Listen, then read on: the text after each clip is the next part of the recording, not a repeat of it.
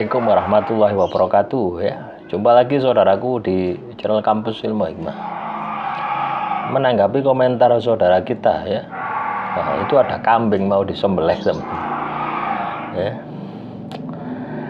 Mengamalkan amalan pengasihan surat Yusuf ayat 4. Kenapa badan, leher sampai gerak-gerak sendiri? Kayak yang digerakin. Meski dibaca atau dibaca di dalam hati, pasti gitu mas. Gerak sendiri lah.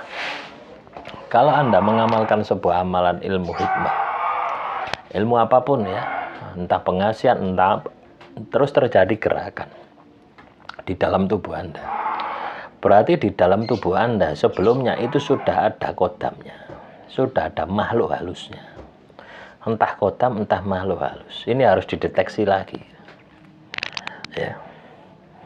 Lah, gerak sendiri itu karena terjadi gesekan energi. Ya, Anda mengamalkan amalan pengasihan surat Yusuf ayat 4 itu memasukkan energi ke dalam diri Anda. Ya, nah, sedangkan di dalam diri Anda ada energi kodam. Nah, tidak akan terjadi gesekan energi ketika energinya positif. Tapi ketika ada gerakan semacam itu, berarti di dalam tubuh Anda itu ada energi negatif, entah kodam entah makhluk halus. Itu perlu dideteksi lebih lanjut lagi. Yang pasti ya ada makhluk jin gitu guys. Nah, apa yang harus dilakukan? Teruskan ya, tambahi porsinya. Caranya seperti itu ya. Kalau perlu ditambahi dengan puasa ya. Jadi amalan pengasihan ya, yang sifatnya ilmu putih ya, seperti surat Yusuf, surat Toha. Nah, ini kan ilmu putih ya. Ketika kita mengamalkan, itu juga bisa untuk meruqyah diri kita. Ya. Selain bisa untuk mendeteksi, juga bisa untuk meruqyah diri kita. Jadi jalankan saja terus. Ya. Abaikan saja, tidak perlu diperhatikan gitu loh ya. Tidak perlu Anda ini gundah gulana, itu tidak perlu. Terus juga mengamalkan amalan pengasihan surat Yusuf ini sama ya. Oh sama, pertanyaannya masih sama tadi ya.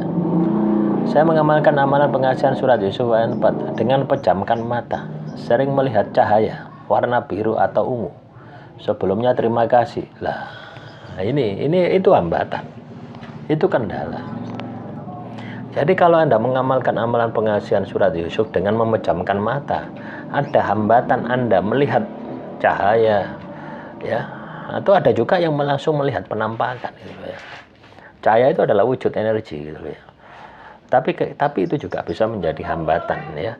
Tapi itu bisa mengganggu itu loh ya. Ketika kita membaca ya, terus ada cahaya, akhirnya kita ini tidak fokus terhadap bacaannya, tidak fokus terhadap amalannya.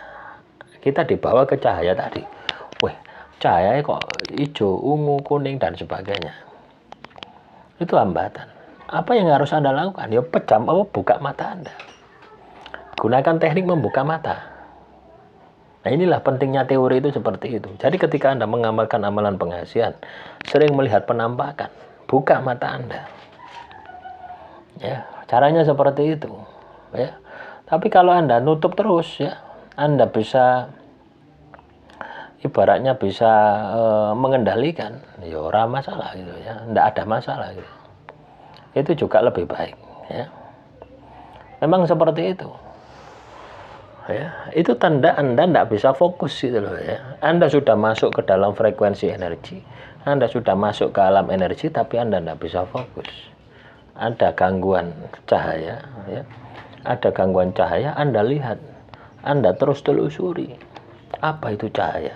Akhirnya mengganggu konsentrasi Anda. Ya, akhirnya apa? Komentar di channel ini gitu loh ya. Anda komentar di channel ini bahwasanya saya diganggu dengan cahaya semacam itu. Apa itu gitu loh. Anda lupa dengan tujuan Anda baca amalannya. Nah, ini yang harus diperhatikan. Ya. Semoga paham ya, teman-teman Kampus Ilmu Hikmah. Jadi hambatan, kendala itu macam-macam ya.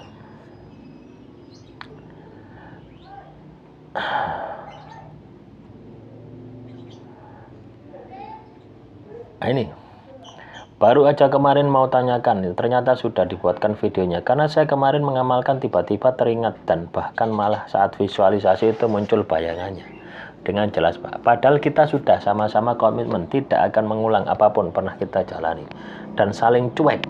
Loh, itulah yang namanya ya lahir dan batin itu beda. Anda bisa ngomong A, tapi batin Anda B. Begitu pula dengan pasangan Anda. Ya, omongannya A, tapi batinnya B. Makanya energi ini tidak bisa bohong. Ya. Energi itu tidak bisa bohong. Beda dengan pikiran kita. Pikiran kita itu mudah untuk berbohong, mudah untuk membohongi. Beda dengan batin kita.